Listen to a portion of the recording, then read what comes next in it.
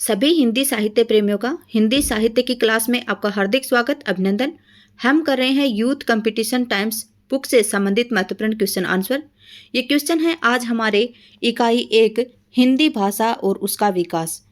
इकाई 1 है, ये यूजीसी नेट जेआरएफ से संबंधित है, हरियाणा असिस्टेंट प्रोफेसर से संबंधित है और आपके जो सेट के एग्जाम है किसी भी स्टेट में उससे संबंधित क्वेश्चन आंसर होंगे इससे।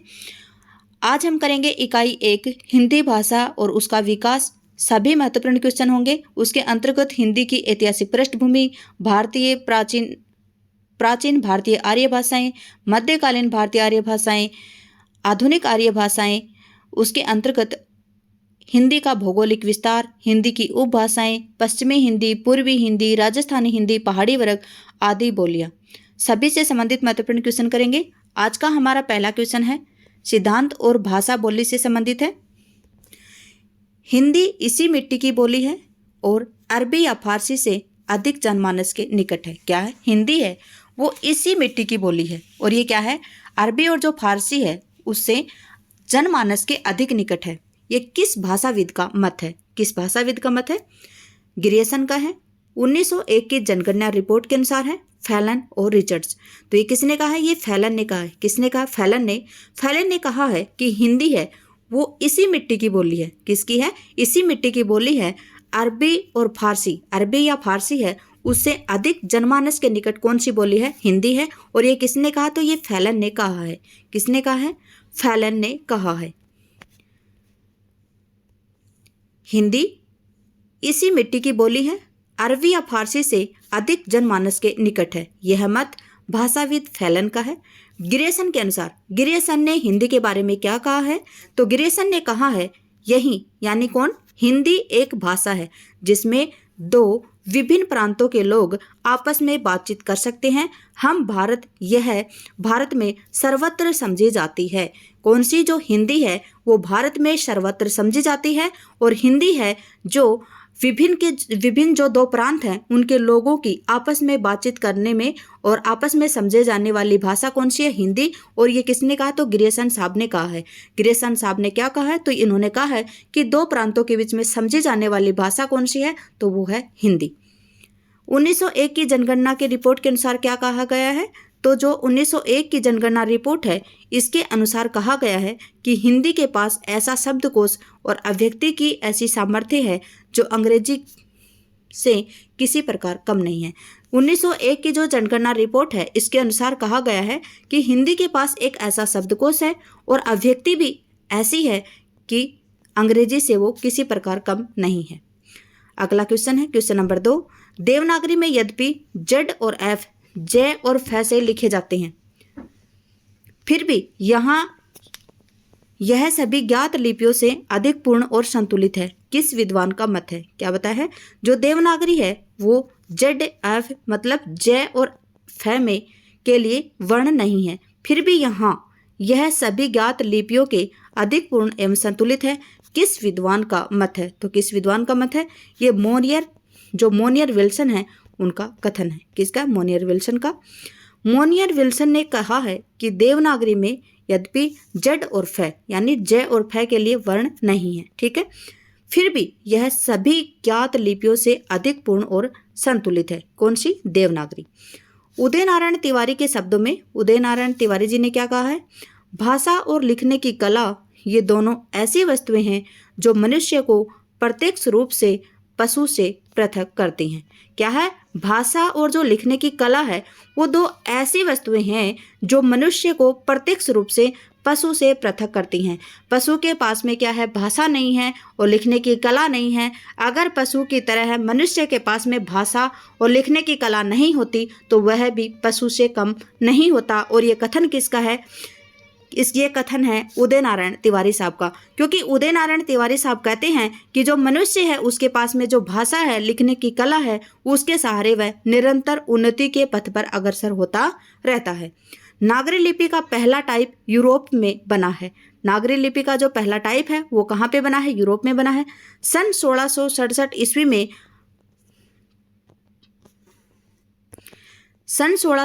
ईस्वी में अथानासियस किरचार की पुस्तक चाइना इलेस्ट्रेटा पहली पुस्तक है जो नागरी लिपि में छापी गई थी। क्या है? नागरी लिपि का जो पहला टाइप है वो यूरोप में बना था। सन 1667 ईस्वी में अथानासियस किरचार की पुस्तक है चाइना इलस्ट्रेटो।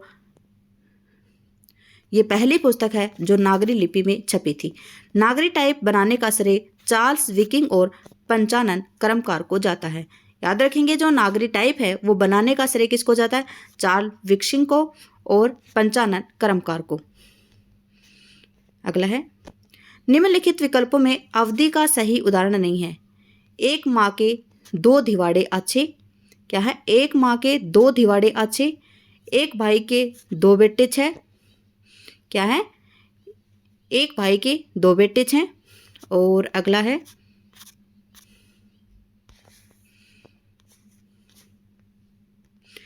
एक महीने के दूब बेटवे रहीन।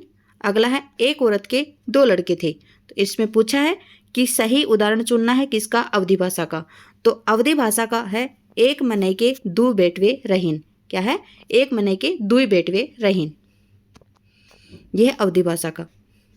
अगला है, प्राचीनतम आर्य भाषा कौन सी थी? आपसे पूछा है जो प्राचीनतम आर्य भाषा है वो कौन सी थी? तो वो थी वैदिक संस्कृत। कौन सी थी?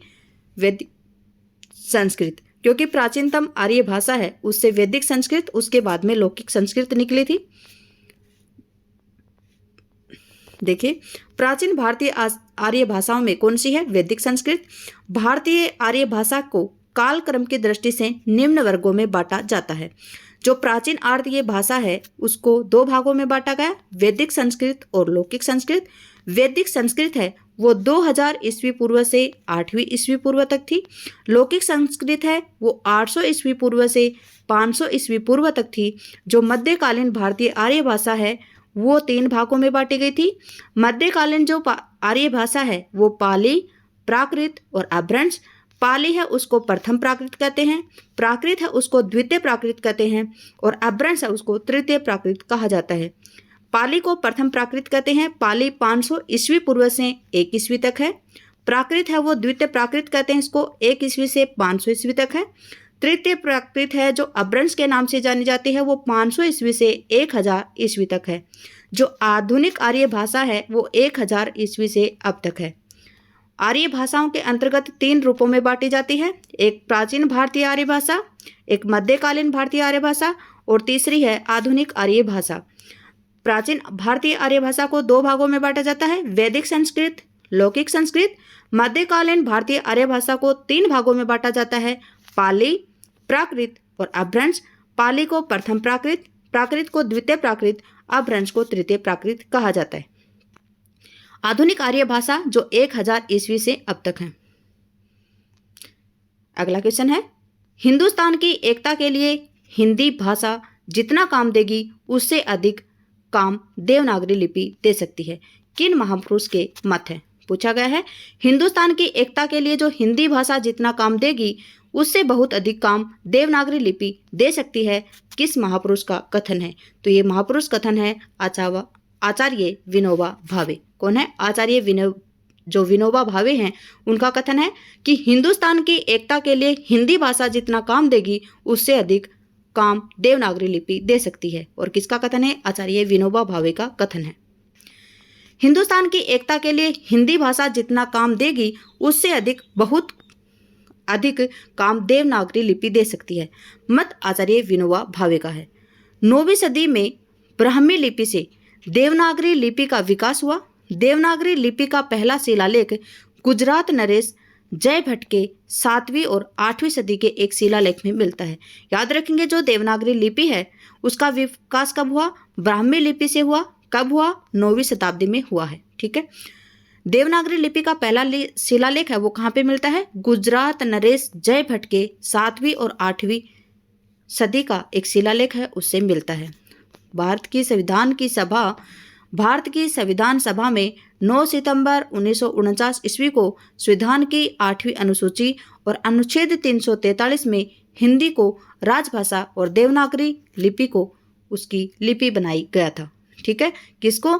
भारत के संविधान सभा में 9 सितंबर 1949 को संविधान की 8वीं अनुसूची और अनुच्छेद 343(1) में हिंदी को राजभाषा और देवनागरी लिपि घोषित किया था। ब्रजभाषा का केंद्रीय क्षेत्र कहाँ है? तो देखिए जो ब्रजभाषा है उसका केंद्रीय क्षेत्र कौन सा है? मगध, द्वारिका, अयोध्या और मथुरा। आपसे पूछा है कि जो ब्रजभाषा है उसका केंद्रीय क्षेत्र क्या है? तो जो ब्रजभाषा का केंद्रीय क्षेत्र है वो है मथुरा। कौन सा है? मथुरा। देख लेते हैं इसकी व्याख्या। ब्रजभाषा का केंद्रीय क्षेत्र मथुरा है। ब्रजभाषा सोरसेनी अपभ्रंश में विकसित सबसे बड़ी बोली है। ब्रजभाषा आगरा, मथुरा और अलीगढ़ में विशुद्ध रूप से बोली जाती है। ब्रजभाषा है वो क्या है? जो सोरसेनी अपभ्रंश के अंतर्गत सबसे विकसित और सबसे बड़ी बोली कौन सी है? ब्रजभाषा है। आपसे पूछा जा सकता है कि सोरसेनी अपभ्रंश के अंतर्गत सबसे विकसित भाषा कौन सी है? तो वो है ब्रजभाषा। ब्रजभाषा कहाँ पे बोली जाती है? तो आगरा, मथुरा, अलीगढ़ में विशुद्ध रूप से बोली जाती है। जबकि एटा, मैनपुरी, बदायूं, फिरोजाबाद, बरेली, गुड़गांव, ग्वालियर और भरतपुर में भी मिश्रित रूप से बोली जाती है। किसमें? एटा में, मैनपुरी, बदायूं, फिरोजाबाद, बरेली, गुड़गांव, ग्वालियर, भरतपुर मिश्रित रूप से यहाँ पे ब्रजभाषा बोली जाती है। ब्रजभाषा का सर्वप्रथम प्रयोग बोली के अर्थ में अमीर खुसरो ने किया था। ठीक है, ब्रजभाषा का सर्वप्रथम प्रयोग बोली के अर्थ में अमीर खुसरो जी ने किया था, परंतु डॉक्टर धीरेन्द्र वर्मा ने लिखा ब्रजभाषा शब्द का पहला प्रयोग भिखारी दास ने किया था। धीरेन्द्र वर्मा ने पहला लिखा था और ब्रजभाषा का सर्वप्रथम प्रयोग किसने किया था? बोली के अर्थ में अमीर खुसरो ने लिया और प्रयोग किसने किया था? तो भिखारी दास ने किया था। साहित्य में 13वीं सदी से ब्रजभाषा का प्रयोग निरंतर होने लगा था। साहित्य में 13वीं सदी से किसका प्रयोग होने लगा था? ब्रजभाषा का प्रयोग होने लगा था। ठीक है, इनमें से कौन सी भाषा देवनागरी लिपि के अंतर्गत नहीं आती है? आपसे पूछा है कि इनमें से कौन सी भाषा है जो देवनागरी लिपि के अंतर्गत नहीं आती है? बांग्ला, कोंकणी, गुजराती, संस्कृत। तो इसमें जो बांग्ला भाषा है इसकी लिपि है वो देवनागरी लिपि नहीं है। ठीक है, क्या नहीं है? देवनागरी लिपि नहीं है। और कोंकणी, गुजराती और संस्कृत ये देवनागरी लिपि हैं। कोंकणी कहाँ की बोली है? तो देखिए गोवा में क्या है? कोंकण तट, तो कोंकणी बोली है गोवा की। गुजरात की है गुजराती और संस्कृत है वो संस्कृत काफी लोग बोलते हैं। देखिए बांग्ला भाषा देवनागरी लिपि के अंतर्गत नहीं आती है। बांग्ला लिपि पूर्वी नागरी लिपि का एक परिमार्जित रूप है। जो बांग्ला लिपि है वो किसका रूप है? तो वो है पूर्वी नागरी लिपि का एक परिमार्जित रूप, जिसे बांग्ला भाषा असमिया या विष्णुप्रिया मणिपुरी लिखने के लिए प्रयोग में किया जाता है। देखिए जो पूर्वी नागरी लिपि है उसको किस में प्रयोग किया जाता है? तो देखिए जो बांग्ला भाषा है उसकी पूर्वी नागरी लिपि है।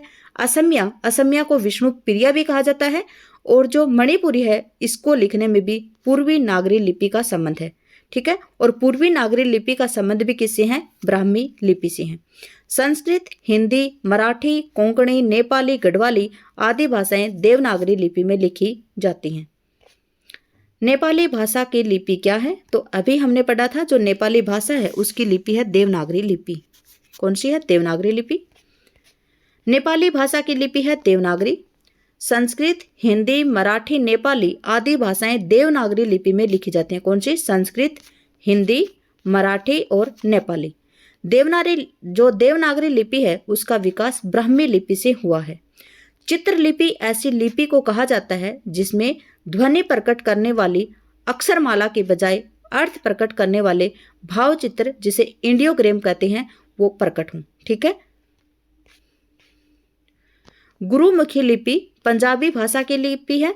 गुरुमुखी का अर्थ गुरुओं के मुख से निकलने वाली ध्वनि। अगला है, ग्रीक वासियों ने भारत के लिए कौन सा शब्द प्रयुक्त किया था? तो जो ग्रीक वासी हैं इन्होंने भारत के लिए इंडिया शब्द युक्त किया था। ग्रीक वासियों ने भारत के लिए कौन सा शब्द प्रयुक्त किया था? तो वो था इंडिया। ग्रीक वासियों ने भारत के लिए इंडिया शब्द का प्रयोग किया था। मिन्हाज ए सिराज ने 13वीं शताब्दी में पहली बार हिंदुस्तान शब्द का इस्तेमाल किया था। किसने? मिन्हाज ए सिराज ने 13वीं शताब्दी में पहली बार हिंदुस्तान शब्द का प्रयोग किया था। भारत को भारतवर्ष, जम्बूद्वीप, भारतखंड, आर्यावर्त, हिंदुस्तान, हिंद आदि अन्य नामों से जाना जाता है।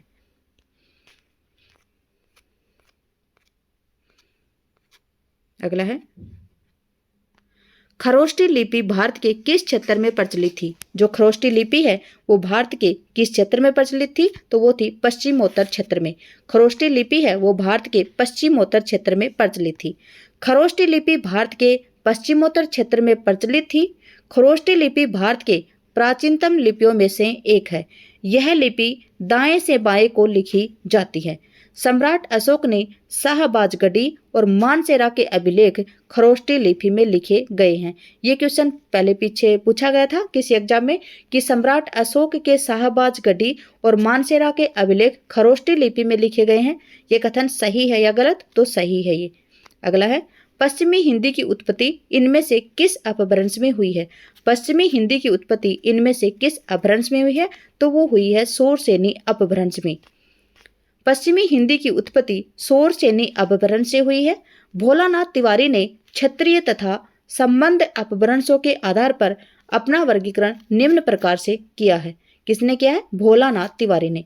पश्चिमी हिंदी और जो मागधी हिंदी है, अर्धमागधी हिंदी है, इनको अलग अलग वर्गीकरण करने वाले थे भोलानाथ तिवारी। तो इनका ये जो वर्गीकरण है ये काफी बार पूछा जा सकता है, इसको आप याद करेंगे। शोरसेनी जो मध्यवर्ती है, इसमें पश्चिमी हिंदी, राजस्थानी, पहाड़ी और गुजराती है। मागधी जिसे पूर्वी हिंदी भी कहते हैं, बिहारी, बंगाली, उड़िया और असमिया।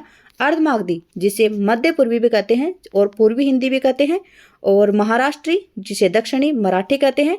ब्राचड़ जो सिंधी, और पैसाची जिसे पश्चिमोत्तर कहते हैं, उसमें लहंदा और पंजाबी भाषाएं आती हैं। ठीक है, अपभ्रंश में जो इन नामों से जानी जाती थी, आज जो आधुनिक भाषाएं हैं वो इस रूप में जानी जाती हैं। शोरसेनी को अभी किस नाम से जाना जाता है? तो पश्चिमी हिंदी, राजस्थानी, पहाड़ी और गुजराती। मागधी को बिहारी, बंगाली, उड़िया और असमिया। अर्धमागधी को पूर्वी हिंदी के नाम से, महाराष्ट्री को मराठी के नाम से, ब्राचड़ को सिंधी के नाम से, और पैसाची है उसको लहंदा और पंजाबी के नाम से जाना जाता है। किसके अनुसार? भोलानाथ तिवारी के अनुसार। एक भाषा के अंतर्गत जब कई अलग अलग रूप विकसित हो जाते हैं तो उन्हें बोली कहते हैं। यह कथन किसका है? एक भाषा के अंतर्गत जब कई अलग अलग रूप विकसित हो जाते हैं तो उन्हें बोली कहते हैं, और ये कथन किसका है? तो ये कथन है डॉक्टर भोलानाथ तिवारी का। किसका है? डॉक्टर भोलानाथ तिवारी का। एक भाषा के अंतर्गत जब कई अलग रूप विकसित हो जाते हैं तो उन्हें बोली कहा जाता है। यह कथन डॉक्टर भोलानाथ तिवारी का है। किसी सीमित क्षेत्र में बोली जाने वाली स्थानीय भाषा को बोली कहते हैं, जैसे अवधी, ब्रजभाषा, मगही, बुंदेली आदि। राष्ट्रीय भाषा किसी राष्ट्र की भाषा होती है, जबकि राजभाषा द्वारा सरकार तथा सरकारी कार्यालयों में कार्य किया जाता है। हमारी राजभाषा क्या है? हिंदी है। डॉक्टर श्याम सुंदर दास के अनुसार मनुष्य और मनुष्यों के बीच वस्तुओं के विषय में अपनी इच्छा और मति का आदान प्रदान करने के लिए व्यक्त ध्वनि संकेतों का जो व्यवहार होता है उसे ही भाषा कहते हैं। डॉक्टर श्याम सुंदर दास ने भाषा की क्या परिभाषा दी है? तो भाषा की इन्होंने परिभाषा दी है कि मनुष्य और मनुष्यों के बीच वस्तुओं के विषय में अपनी इच्छा और मति का आदान प्रदान करने के लिए व्यक्त ध्वनि संकेतों का जो व्यवहार होता है उसे ही भाषा कहा जाता है। निम्नलिखित में से पूर्वी हिंदी की बोली नहीं है। तो पूर्वी हिंदी की बोली है उसमें याद रखेंगे अब छत्तीसगढ़ी। क्या आएगा? अब छत्तीसगढ़ी। तो अवधी है, बघेली है, छत्तीसगढ़ी है, ब्रजभाषा नहीं है। ब्रजभाषा क्यों नहीं है? क्योंकि ये शोरसेनी के अंतर्गत आती है। देखिए यहाँ पे आ गई आपकी ब्रजभाषा है, वो किसके अंतर्गत आती है? पश्चिमी हिंदी के अंतर्गत आती है। शोरसेनी, और शोरसेनी में कौन सी आती है? पश्चिमी हिंदी। पश्चिमी हिंदी की भाषाएं हैं ब्रजभाषा, बुंदेली, कन्नौजी, कोरवी जिसे खड़ी बोली कहते हैं, और बांगरू जिसे हरियाणवी कहते हैं। बांगरू को हरियाणवी कहने वाले कौन थे? तो ग्रेसन साहब थे। शोरसेनी के अंतर्गत दो भाषाएं आती हैं आपकी, पश्चिमी हिंदी और राजस्थानी हिंदी। पश्चिमी हिंदी की भाषाएं बोलियां आती हैं ब्रजभाषा, बुंदेली, कन्नौजी, कोरवी जिसे खड़ी बोली कहते हैं, बांगरू जिसे हरियाणवी कहते हैं। फिर आती है आपकी शोरसेनी के अंतर्गत ही राजस्थानी हिंदी। राजस्थानी हिंदी को की 4 बोलियां बहुत ही महत्वपूर्ण है। मारवाड़ी, जयपुरी, जयपुरी को ढूंढाड़ी भी कहा जाता है, मेवाती और मालवी।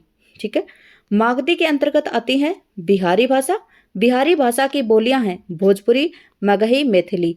बिहारी के भोजन में एक मग मेथी तेऊ, भोजपुरी, मगही और मैथिली। अर्धमागधी के अंतर्गत आती है भाषा पूर्वी हिंदी, और पूर्वी हिंदी के अंतर्गत बोलियां आती हैं अवधी, बघेली और छत्तीसगढ़ी। निम्नलिखित में से कौन सी भाषा सामी भाषाओं में शामिल नहीं है? आपसे पूछा है कि इनमें से कौन सी भाषा है जो सामी भाषाओं में शामिल नहीं है? इब्रानी है, अरबी है, हबसी है, लेकिन फारसी नहीं है। तो आपका आंसर आएगा डी, फारसी। फारसी है वो सामी भाषाओं में शामिल नहीं है। जो भारोपीय भाषा परिवार हैं वो विश्व में बोले जाने वाली भाषाओं में सर्वप्रमुख भाषा परिवार है। इसमें बोले जाने वाली संख्या विश्व में सबसे ज्यादा है। इस भाषा परिवार के अंतर्गत भाषाएं आती हैं संस्कृत, पाली, प्राकृत, अपभ्रंश, हिंदी, बंगाली, फारसी, ग्रीक, लैटिन, अंग्रेजी, रूसी, जर्मन, पुर्तगाली और इतालवी। सूची 1 को सूची 2 से आपको मिलान करना है। सूची 1 को सूची 2 से आपको मिलान करना है। कौन सा है? राष्ट्रपति का आदेश है, ये सन 1955 का है।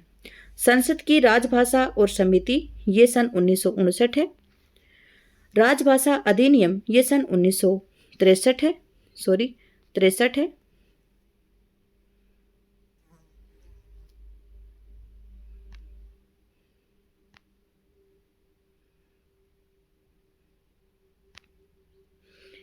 संसद की राजभाषा समिति के सुझाव 1959 है। राजभाषा अधिनियम 1963 है और संकल्प 1968 है। तो आपका ऑप्शन आएगा कौन सा? डी, 2, 3, 4 और 1। दोबारा से देख लेते हैं। राष्ट्रपति का आदेश 1955, संसद की राजभाषा समिति के सुझाव 1959, राजभाषा अधिनियम 1963, संकल्प है 1968। तो आपका आंसर आएगा डी, 2, 3, 4 और 1। देखिए, राष्ट्रपति का आदेश 1955, संसद की राजभाषा समिति के सुझाव 1959, राजभाषा अधिनियम 1963, संकल्प है 1968। राष्ट्रपति राजेंद्र प्रसाद ने सन 1955 ईस्वी में बाल गंगाधर तिलक, बीजी खेर की अध्यक्षता में राजभाषा आयोग का गठन किया था। और ये गठन है, इसमें कितने सदस्य थे? तो इसमें 21 सदस्य थे। दोबारा से देखेंगे, राष्ट्रपति जो राजेंद्र प्रसाद है, इन्होंने सन 1955 में बाल गंगाधर और बीजी खेर की अध्यक्षता में राजभाषा आयोग का गठन किया था और इस आयोग में 21 सदस्य थे। अगला है, संयुक्त संसदीय समिति में 30 सदस्य थे, जिनमें लोकसभा से 20 और राज्यसभा से 10 सदस्य थे। इसने अपना प्रतिवेदन सन 1959 में दिया था। कौन सा? जो संयुक्त संसदीय समिति है उसमें टोटल 30 सदस्य थे, जिसमें लोकसभा में 20 सदस्य थे और राज्यसभा में 10 सदस्य थे। इसने जो अपना प्रतिवेदन है वो सन 1959 में दिया था। अगला है राजभाषा अधिनियम। राजभाषा अधिनियम में क्या है? राजभाषा अधिनियम सन 1963 का है। ये उन भाषाओं का जो संघ के राज के प्रयोजन में, संसद के कार्य व्यवहार में, केंद्रीय और राज्य अधिनियमों में, उच्च न्यायालयों में कतिपय प्रयोजनों के लिए लाई जा सकेगी, उस भाषा के लिए है। जो राजभाषा अधिनियम 1963 है वो किसके लिए आया था? यह आया था जो संघ के राज के प्रयोजन है उनकी भाषा, संसद के कार्य व्यवहार में, केंद्रीय और राज्य अधिनियमों में, उच्च न्यायालयों में कतिपय प्रयोजनों के लिए जो प्रयोग में लाई जाएगी वो कौन सी भाषा होगी, इसके लिए हुआ था राजभाषा अधिनियम 1963। उसके बाद में संकल्प है वो कब का है? तो सन 1968 का है। कब का है? 1967। इसमें क्या है? संविधान का अनुच्छेद जो 343 है उसके अनुसार संघ की राजभाषा हिंदी होगी। कैसी होगी? जो संघ की राजभाषा है वो हिंदी रहेगी। उसके अनुच्छेद 351 के अनुसार हिंदी भाषा का प्रसार, वृद्धि करना, उसका विकास करना, ताकि वह भारत की सामाजिक संस्कृति के सब तत्वों की अभिव्यक्ति का माध्यम हो सके। ये कब है? 351 के अनुच्छेद में है। और 343 के अनुसार ये भाषा कही गई है कि ये बात कही गई है कि राजभाषा क्या होगी? हिंदी ही होगी। अगला है, सूची 1 को सूची 2 से आपको मिलान करना है। ओष्ठे, दंते, कंठे और तालव्य। अगर आपको संस्कृत के जो सूत्र याद हैं, अकुह विसर्जनाम कंठे, तो ये कंठे है ग, क्योंकि ए, क वर्ग और है ये किस में आते हैं, कंठे में। फिर आपका था ओष्टे, उपाध्याय नाम ओष्टे, तो ये उ और पै वर्ग। फिर दंते, लृ तुलसा नाम दंत है, तो लृ, लृ तै वर्ग और स्लेट, तो ये आएंगे दंते में। फिर आपका तालव्य, इचू ये सा नाम तालु, इचू ये सा नाम तालु, तो ई च वर्ग और ये से।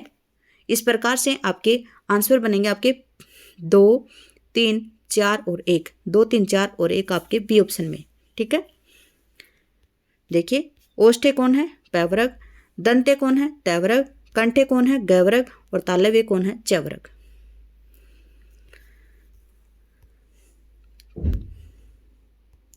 कामता प्रसाद गुरु के अनुसार निम्नलिखित का हिंदी भाषा की उत्पत्ति के अनुसार सही अनुक्रम है। कामता प्रसाद गुरु के अनुसार निम्नलिखित में से जो हिंदी भाषा है उसका जो क्रम है वो किस प्रकार से है, तो वो आएगा आपका पहले सोरसेनी, फिर नागर अपभ्रंश, फिर पश्चिमी हिंदी और फिर आएगा आपका वर्तमान हिंदी। तो आपका ए ऑप्शन ही बिल्कुल ठीक है। देखिए सोरसेनी, नागर अपभ्रंश, पश्चिमी हिंदी, वर्तमान हिंदी और ये आपका 1, 2, 3, 4 बिल्कुल ठीक है। यह है आपका यूजीसी नेट दिसंबर 2020 और जून 2021 शिफ्ट फर्स्ट में। कामता प्रसाद गुरु के अनुसार हिंदी भाषा की उत्पत्ति का सही अनुक्रम इस प्रकार से है, सोरसेनी, नागर अपभ्रंश, पश्चिमी हिंदी और वर्तमान हिंदी।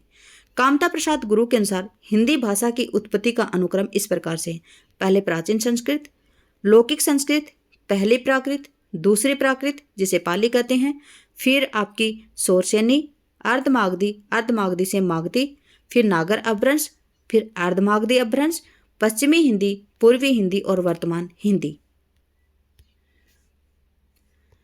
अवहट में शिक्षा शब्द के लिए कौन सा रूप मिलता है? अवहट में जो शिक्षा शब्द है इसके लिए कौन सा रूप मिलता है? तो अवहट के लिए शिक्षा, फिर सीसा, शिक्षा और क्या है अगला, शिक्षा। तो ये आपका आएगा अवहट में मिलता है आपका शिक्षा। क्या मिलता है? शिक्षा। शिक्षा के लिए क्या मिलता है? शिक्षा मिलता है। ये कब आया है? पूछा गया क्वेश्चन है, ये दिल्ली KVS PGT 2015 में पूछा गया। देखिए अवहट में शिक्षा शब्द के लिए शिखा रूप मिलता है। अपभ्रंश के ही प्रवर्ती रूप को अवहट नाम दिया गया है।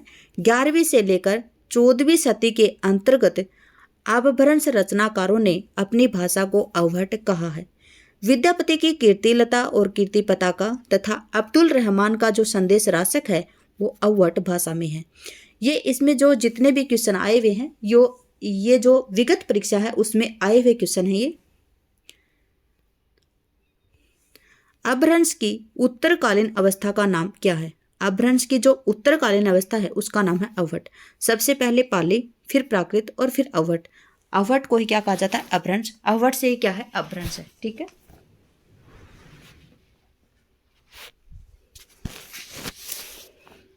अगला है, यह आया है आपका कॉलेज लेक्चरर 2014 में। अपभ्रंश की जो उत्तरकालीन अवस्था है उसका नाम क्या है? अवहट है।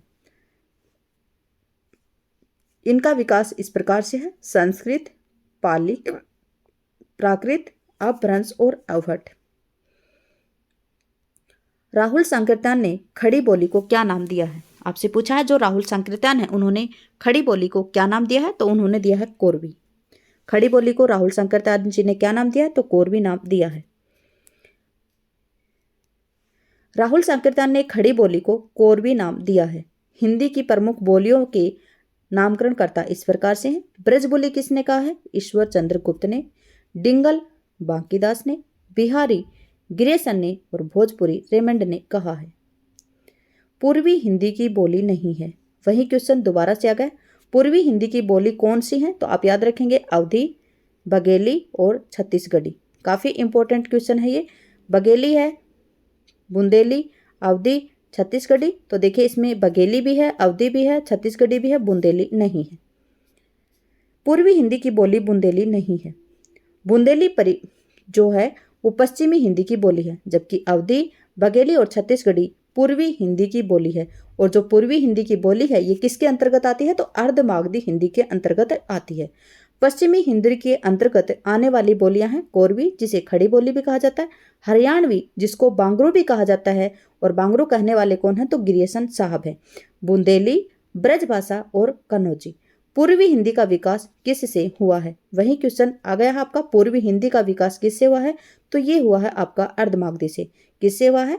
अर्धमागधी से। और पूर्वी हिंदी के अंतर्गत कौन सी आती है? तो अवधी, बघेली, छत्तीसगढ़ी आती हैं। बिल्कुल कंठस्थ याद कर लेंगे आप इस बात को। पूर्वी हिंदी का विकास अर्धमागधी से हुआ है। पूर्वी हिंदी के अंतर्गत जो उपभाषाएं आती हैं, पूर्वी हिंदी उपभाषा के अंतर्गत जो बोलियां आती हैं वो हैं अवधी, बघेली और छत्तीसगढ़ी। शोरसेनी अपभ्रंश से पश्चिमी हिंदी का विकास हुआ है। इसके अंतर्गत जो बोलियां आती हैं वो हैं कोरवी, जिसे खड़ी बोली कहा जाता है, हरियाणवी जिसको बांगरू कहा जाता है, बुंदेली, कन्नौजी और ब्रज भाषा। मागधी अपभ्रंश के अंतर्गत बिहारी हिंदी आती है। और बिहारी के अंतर्गत 3 बोली आती हैं, मगही, मैथिली और भोजपुरी। बिहारी के अंतर्गत कौन सी आती हैं? मगही, मैथिली और भोजपुरी। खस अपभ्रंश के अंतर्गत पहाड़ी हिंदी आती है। और इसके अंतर्गत जो पहाड़ी हिंदी है उसके अंतर्गत आने वाली भाषाएं कुमाऊनी और गढ़वाली। ठीक है, अगला है, ये देखिए काफी कितनी बार आया हुआ है क्वेश्चन है। 2015, 16, 20, 8, 21, 21, 22, 20, 18, 16, 14, 10, काफी बार आया हुआ क्वेश्चन है ये। कौन सा? संघ की राजभाषा हिंदी, लिपि देवनागरी होगी, यह संविधान के किस अनुच्छेद में उद्धृत है? तो यह है अनुच्छेद 343, भाग है 17। कौन सा है? भाग 17, अनुच्छेद है 343। देखिए संविधान के अनुच्छेद 343 में यह उद्धृत है कि संघ की राजभाषा हिंदी और लिपि देवनागरी होगी, अंकों के रूप में अंतर्राष्ट्रीय होगा। ठीक है। अनुच्छेद 346 कहता है कि एक राज्य और दूसरे राज्य के बीच या किसी राज्य व संघ के बीच में पत्र आदि की भाषा कौन सी होगी? राजभाषा होगी। किसमें? अनुच्छेद 346 में। फिर अनुच्छेद 347 कहता है किसी राज्य की जनसंख्या के किसी एक भाग द्वारा बोली जाने वाली भाषा के संबंध में विशेष उपबंध। 347 को समझेंगे आप। 347 अनुच्छेद में ये कहा जाता है कि किसी राज्य के अंतर्गत बहुत ज़्यादा संख्या है एक भाषा को बोलने वाले लोगों की, तो उस भाषा को वो कानूनी मान्यता दिला सकते हैं उस क्षेत्र की भाषा के रूप में। अनुच्छेद 348 में क्या है? 348 में है उच्चतम न्यायालय और जो उच्च न्यायालय की ओर से जो अधिनियम होंगे, विधेयक होंगे, वो आदि के प्रयोग की जाने वाली भाषा के लिए होंगे। खड़ी बोली हिंदी का विकास किस अपभ्रंश से हुआ है? खड़ी बोली जो हिंदी है उसका विकास किस बोली से हुआ, किस अपभ्रंश से हुआ है? तो वो हुआ आपका शोरसेनी अपभ्रंश से। ठीक है, किससे हुआ है? शोरसेनी अपभ्रंश से हुआ है। मागधी से किसका हुआ है? बिहारी का।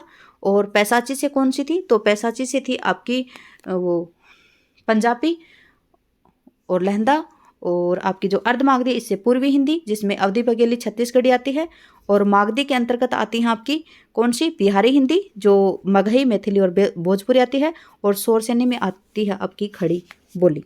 ठीक है, यहाँ पे दोबारा से दिया गया है, पढ़ लेते हैं हम।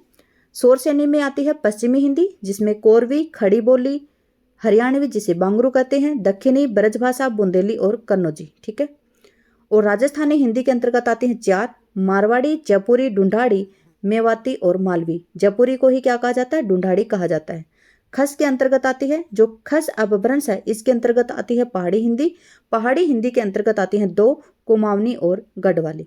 फिर जो अर्धमागधी अपभ्रंश है इसके अंतर्गत आती है उपभाषा आपकी पूर्वी हिंदी। और पूर्वी हिंदी के अंतर्गत आपकी बोली आती है अवधी, बघेली और छत्तीसगढ़ी। मागधी अपभ्रंश के अंतर्गत आपकी उपभाषा आती है बिहारी हिंदी। और इसके अंतर्गत जो आपकी बोलियां आती हैं वो है भोजपुरी, मगही और मैथिली। और पैसाची के अंतर्गत बोलियां आती हैं आपकी पंजाबी और लहंदा। ठीक है। पाली में प्राकृत का जो रूप था उसका विकास इन 3 शाखाओं से हुआ है। पाली में जो प्राकृत का रूप था उसका विकास इनमें से 3 शाखाओं से हुआ है। कौन सी 3 शाखाओं से हुआ है? तो वो है शोरसेनी, मागधी और महाराष्ट्री। कौन सी हैं? शोरसेनी, मागधी और महाराष्ट्री हैं। देखिए पाली में प्राकृत का जो रूप था उसका विकास सोरसेनी, मागधी, महाराष्ट्री 3 शाखाओं में हुआ है। भारतीय आर्य भाषाओं के कालक्रम को मोटे तौर पर 3 भागों में बांटा जाता है। प्राचीन भारतीय आर्य भाषा, मध्यकालीन भारतीय आर्य भाषा, आधुनिक आर्य भाषा। भारतीय प्राचीन आर्य भाषा के अंतर्गत आपकी जो आती हैं वो हैं वैदिक संस्कृत और लौकिक संस्कृत। और मध्यकालीन भारतीय आर्य भाषा के अंतर्गत आती हैं आपकी पाली, प्राकृत और अपभ्रंश। पाली को प्रथम प्राकृत कहते हैं, प्राकृत को द्वितीय प्राकृत कहते हैं और अपभ्रंश को तृतीय प्राकृत कहते हैं। और आधुनिक भारतीय आर्य भाषा वो 1000 ईस्वी से अब तक है। मध्यकालीन भारतीय आर्य भाषा की 3 भाषाएं हैं, कौन सी? पाली, प्राकृत और अपभ्रंश। पाली है वो 500 ईस्वी पूर्व से 1 ईस्वी तक है। प्राकृत है वो 1 ईस्वी से 500 ईस्वी तक है। अपभ्रंश है वो 500 ईस्वी से 1000 ईस्वी तक है। उत्तर भारत में अपभ्रंश के 7 क्षेत्रीय रूपांतर मिलते हैं हमें। ठीक है, क्या है? जो उत्तर भारत है उसके अंतर्गत जो अपभ्रंश है उसके 7 क्षेत्रीय रूपांतर मिलते हैं, जिसे आधुनिक भारतीय आर्य भाषाओं का कालांतर में विकास हुआ है। ठीक है, कौन कौन से मिलते हैं? आपको मिलते हैं सोरसेनी, जिसके अंतर्गत पश्चिमी हिंदी, राजस्थानी हिंदी और गुजराती आती हैं। पैशाची हिंदी, जिसमें पंजाबी और लहंदा आती हैं। ब्राह्मण अपभ्रंश जो सिंधी आती है। खस अपभ्रंश में पहाड़ी हिंदी आती है। महाराष्ट्री अपभ्रंश में मराठी आती है। अर्धमागधी अपभ्रंश में पूर्वी हिंदी आती है और मागधी अपभ्रंश में बिहारी, बंगला, उड़िया और असमिया आती है। ठीक है, अगला है, देखिए प्राकृत भाषा में 5 प्रमुख भेद हैं। सोरसेनी प्राकृत, पैशाची प्राकृत, महाराष्ट्री प्राकृत, अर्धमागधी प्राकृत और मागधी प्राकृत। देवनागरी लिपि में मूल चिन्ह कितने हैं? आपसे पूछा है। जो देवनागरी लिपि है उसमें मूल चिन्ह कितने हैं? तो वो है 45। कितने हैं? 45। देवनागरी लिपि में मूल चिन्ह 45 हैं। देवनागरी लिपि का विकास ब्राह्मी लिपि से हुआ है। ब्राह्मी लिपि की उत्तरी शैली से 4वीं और 5वीं सदी में गुप्त लिपि तथा गुप्त लिपि से 6वीं-7वीं शताब्दी में कुटिल लिपि और कुटिल लिपि से 9वीं सदी में लगभग नागरी के प्राचीन रूप का विकास हुआ है, जिसे प्राचीन नागरी कहते हैं। देवनागरी लिपि एक भारतीय लिपि है जो बाएं से दाएं लिखी जाती है। देवनागरी लिपि में कुल अक्षर हैं 52, जिसमें 13 स्वर और 39 व्यंजन हैं। देवनागरी लिपि एक अक्षरिक लिपि है। क्या है? अक्षरिक लिपि है। देवनागरी की वर्णमाला का वर्णक्रम वैज्ञानिक होता है। देवनागरी में एक वर्ण के लिए एक ही ध्वनि है, अर्थात प्रत्येक अक्षर उच्चारित होता है। देवनागरी की पहचान एक क्षैतिज रेखा जिसे हम शिरोरेखा कहते हैं। इसमें मूल चिन्ह कितने? 45 और जो अक्षर हैं वो हैं 52। खड़ी बोली का एक नाम क्या है? खड़ी बोली का एक अन्य नाम क्या है? तो खड़ी बोली का एक अन्य नाम है आपका कोरवी। क्या है? कोरवी। ये देखिए 2021 में, 10 में और 2016 में हिमाचल प्रदेश पीजीटी में, यूपी टीजीटी और DSSS टीजीटी फीमेल में पूछा गया है। खड़ी बोली का एक अन्य नाम है क्या? कोरवी। यह नाम राहुल सांकृत्यायन ने दिया था। खड़ी बोली का अन्य नाम कोरवी किसने दिया था? राहुल सांकृत्यायन जी। और जो आपके ग्रेसन है उन्होंने बांगरू भाषा को हरियाणवी कहा था। खड़ी बोली सोरसेनी अपभ्रंश की उपभाषा पश्चिमी हिंदी की प्रमुख बोली है। हरियाणवी, दक्षिणी, ब्रजभाषा, बुंदेली और कन्नौजी हिंदी की अन्य बोलियां हैं।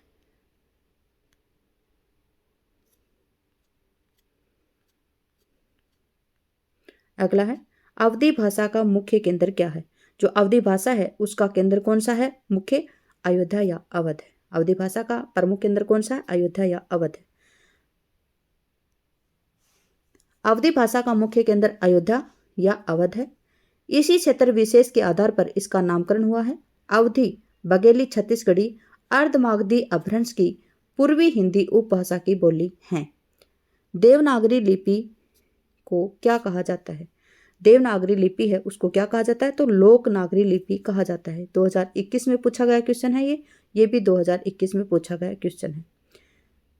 देखिए देवनागरी लिपि को लोकनागरी लिपि भी कहा जाता है। देवनागरी लिपि प्राय नागरी, नागर, देवनागर भी कहा जाता है। नागरी लिपि को लोकनागरी लिपि जो नाम देने का श्रेय था वो था आचार्य विनोबा भावे का। ब्राह्मी की उत्तर शैली लिपि में चौथी 5वीं सदी में गुप्त लिपि और छठी सदी में कुटिल लिपि विकसित हुई और इसी कुटिल लिपि से 9वीं सदी में लगभग नागरी लिपि प्राचीन रूप में विकास हुआ था। देवनागरी लिपि का सर्वप्रथम प्रयोग कहाँ पे मिलता है? तो गुजरात के राजा जयभट्ट 7वीं 8वीं सदी में इस शिलालेख में हुआ है। विभाषा का क्षेत्र किससे अधिक विस्तृत होता है? जो विभाषा है उसका क्षेत्र बोली से विस्तृत होता है। ठीक है, विभाषा का क्षेत्र जो बोली है उससे अधिक विस्तृत होता है और भाषा से क्या होता है? कम होता है। विभाषा का क्षेत्र है वो भाषा से कम व्यापक और बोली से अधिक विस्तृत होता है। एक प्रदेश में अथवा प्रदेश के भाग में सामान्य बोलचाल, साहित्य आदि के लिए प्रयुक्त होने वाली भाषा विभाषा कहलाती है। इसे क्षेत्रीय भाषा भी कहा जाता है। विभाषा को क्या कहा जा सकता है? तो क्षेत्रीय भाषा भी कहा जाता है। ब्राह्मी लिपि का प्रयोग किसने शुरू किया था? ब्राह्मी लिपि है उसका प्रयोग किसने शुरू किया था? देवनागरी, वैदिक आर्यों और शारदा। तो देखिए, जो ब्राह्मी लिपि है उसका प्रयोग वैदिक आर्यों ने शुरू किया था। ब्राह्मी लिपि की उत्पत्ति के संदर्भ में विद्वानों में मतभेद है। जगत मोहन वर्मा वैदिक चित्रलिपि से ब्राह्मी की को व्युत्पन्न मानते हैं। अतः दिए गए संकेतों में सी वैदिक आर्यों से संगत उत्तर सही है। देवनागरी लिपि की विशेषता है वर्णमाला ध्वनि वैज्ञानिक पद्धति के बिल्कुल अनुरूप है। वर्णों में संयुक्तीकरण, दूरूप वर्ण और समरूप वर्ण। तो इसमें आंसर आएगा आपका जो वर्णमाला है वो ध्वनि वैज्ञानिक पद्धति के बिल्कुल अनुरूप है। देवनागरी लिपि की विशेषता कौन सी है? तो ये वर्णमाला है वो ध्वनि वैज्ञानिक पद्धति के बिल्कुल अनुरूप है। देवनागरी लिपि में स्वर और व्यंजनों को क्रमबद्ध रूप में लिखा गया है। पहले स्वर आते हैं उसके बाद में व्यंजन आते हैं। अतः संयुक्त व्यंजन अक्षत्रय, ज्ञ और श्रय आते हैं। ठीक है, भोजपुरी का मुख्य केंद्र कौन सा है? आपसे पूछा है। जो भोजपुरी है उसका मुख्य केंद्र कौन सा होगा? तो भोजपुरी का जो मुख्य केंद्र है वो भोजपुर होगा। कौन सा होगा? भोजपुर।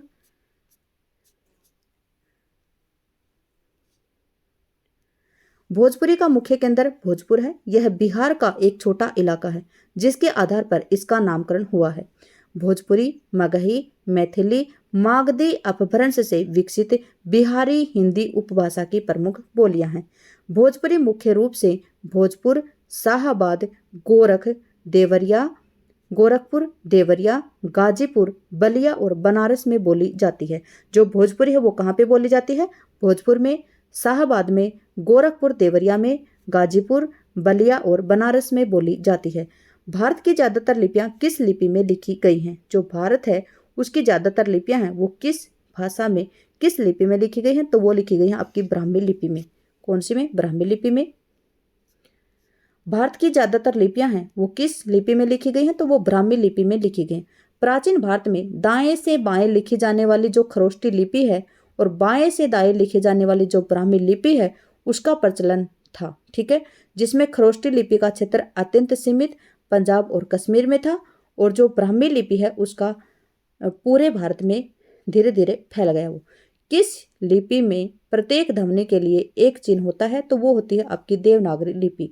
जो देवनागरी लिपि है इसमें चिन्ह कितने हैं? तो चिन्ह तो हैं आपके 45 और आपके अक्षर हैं वो हैं कितने? 52। देवनागरी लिपि की मुख्य विशेषता है कि यह एक वैज्ञानिक लिपि है। इसमें प्रत्येक ध्वनि के लिए एक चिन्ह निर्धारित किया गया है। नागरी लिपि वर्णनात्मक लिपि है। इसमें वर्णों का लेखन तथा उच्चारण समान होता है। वर्ण संकेतों की सहायता से भाव विचार की अभिव्यक्ति क्या कहलाती है? जो वर्ण संकेत हैं उनके आधार के ऊपर जो भाव विचार की अभिव्यक्ति है वो क्या कहलाती है? तो वो लिपि कहलाती है। क्या कहलाती है? लिपि। वर्ण संकेतों की सहायता से भाव विचार की जो अभिव्यक्ति होती है उसे लिपि कहती है, लिपि कहलाती है।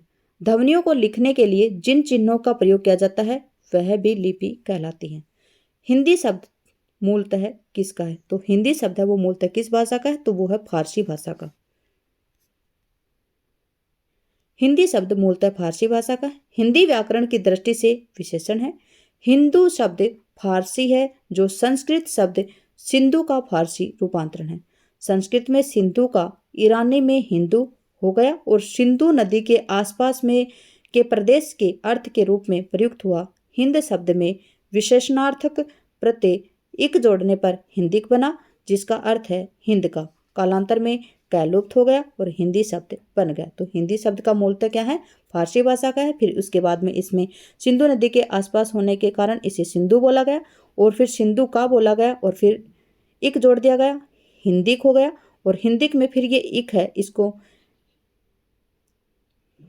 हिंदिक में जो क है इसको लुप्त कर दिया गया, और ये फिर बाद में हिंदी बन गया। इसमें पूछा है कि किसकी भूमिका मौखिक भाषा की आत्मा को शरीर प्रदान करने जैसी है? तो जो आपकी लिपि है वो क्या करती है? लिपि की भूमिका है वो मौखिक भाषा की आत्मा को शरीर प्रदान करने की कोशिश करती है। लिपि की भूमिका मौखिक भाषा की आत्मा को शरीर प्रदान करने जैसी है। पंडित कामता प्रसाद गुरु के अनुसार लिखित भाषा में मूल ध्वनियों के लिए जो चिन्ह मान लिए गए हैं वे सभी वर्ण कहलाते हैं, पर जिस रूप में ये लिखे जाते हैं उसे क्या कहा जाता है? उसे लिपि कहा जाता है। क्या बताया है? जो पंडित कामता प्रसाद गुरु हैं उनके अनुसार लिखित भाषा के मूल ध्वनियों के लिए जो चिन्ह मान लिए जाते हैं वे भी वर्ण कहलाते हैं, पर जिस रूप में ये लिखे जाते हैं उसे लिपि कहते हैं।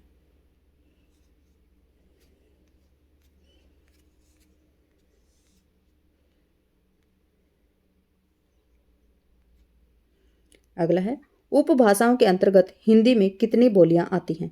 उपभाषाओं के अंतर्गत हिंदी में कितनी बोलियां आती हैं? तो वो आती हैं 15, 14, 18 और 17। तो इसमें आपका आंसर आएगा 17। कितनी आती हैं? 17। हिंदी क्षेत्र में समस्त बोलियों को 5 वर्गों में बांटा जाता है। इन वर्गों में उपभाषा कहा जाता है। इन उपभाषाओं के अंतर्गत हिंदी में 17 बोलियां आती हैं। कोरवी, हरियाणवी, भोजपुरी, मगही, मैथिली, ब्रजभाषा, बुंदेली, कन्नौजी, मारवाड़ी, जयपुरी, मेवाती, मालवी, कुमाऊनी, गढ़वाली, अवधी, बघेली, छत्तीसगढ़ी। कहीं कहीं पे इनकी संख्या 18 भी आपको मिल जाती है। ठीक है। हिंदी भाषा की आदि जननी कौन है? आपसे पूछा है जो हिंदी भाषा है उसकी आदि जननी कौन है? तो हिंदी भाषा की आदि जननी आपकी संस्कृत। हिंदी भाषा की आदि जननी संस्कृत है। संस्कृत पाली प्राकृत भाषा से होती हुई अपभ्रंश तक पहुंचती है।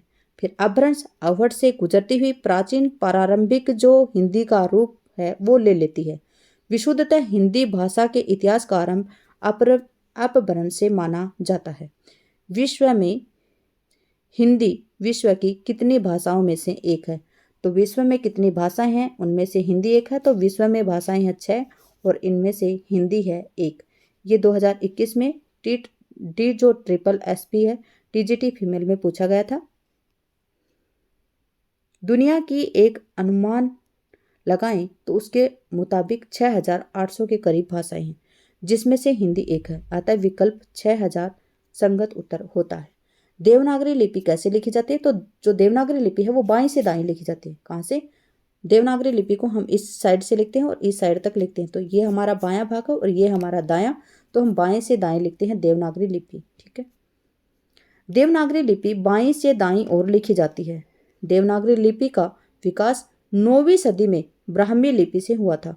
देवनागरी लिपि का पहला प्रयोग गुजरात राज्य में मिलता है और पहला शिलालेख गुजरात नरेश जय भट्ट 7वीं 8वीं शताब्दी के एक शिलालेख में मिलता है।